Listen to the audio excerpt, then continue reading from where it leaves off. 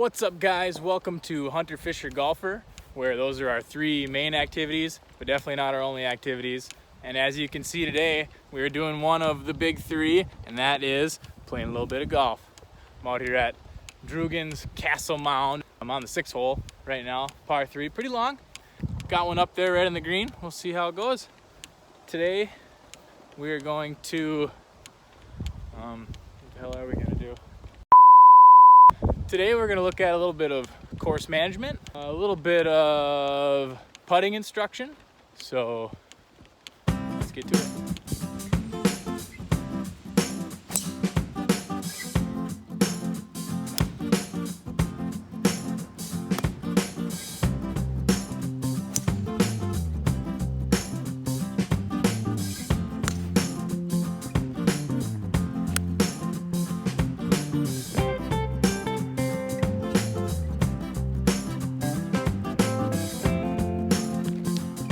Alright guys, we're going to look into one of the biggest reasons for making bogeys, double bogeys, and triple bogeys, and that is three putts. Everyone's worst nightmare.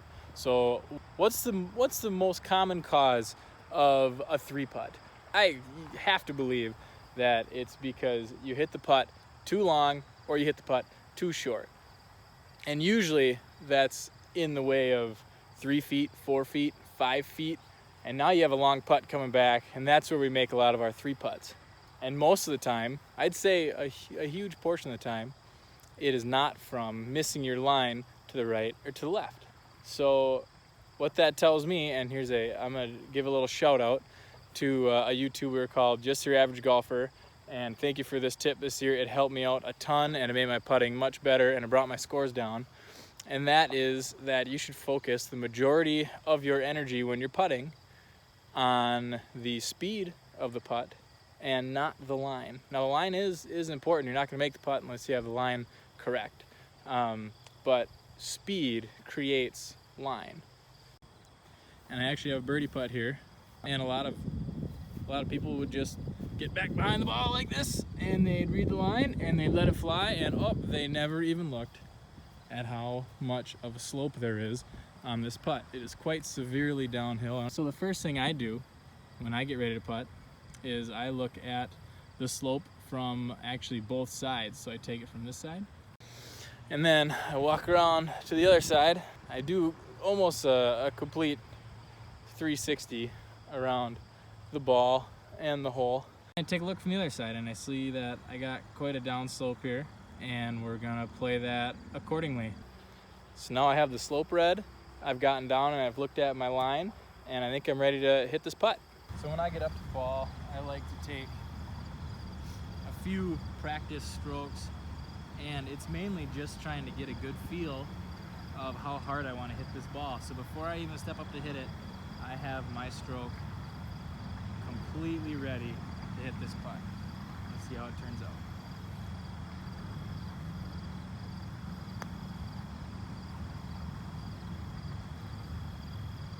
So I didn't make that putt, which is unfortunate, but I left myself about a foot for par. And if I only had a foot for par on every single hole out here, we'd shoot even and we'd be very happy. So I'm just gonna tap this in.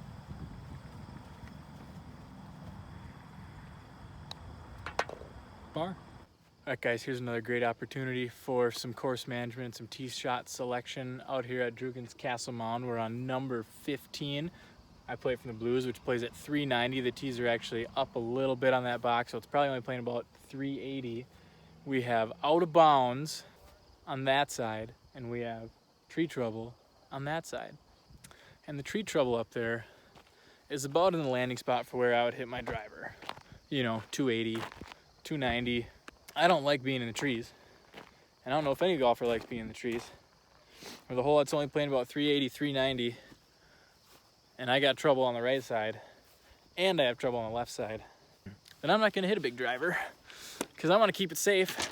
This hole can be relatively easy if you keep the ball in front of you and in the fairway. So what I'm going to do is pull a club that I can hit about 240, 250, and I'm going to give myself a shot from 150 yards. A lot of par fours that have trouble, I'm gonna do whatever I gotta do to get a shot within 150 yards or closer, And this is one of the main ones out here at Drugan's. So I'm gonna hit this hybrid. If I hit it well, I hit it about 250, and I hit it pretty straight. This is the kind of hole that you want to hit a trusted club that's gonna get you about 230, 240. So for a lot of people, that's gonna be a hybrid or a 3-wood and not a driver. So I'm gonna let it rip and we'll see what happens.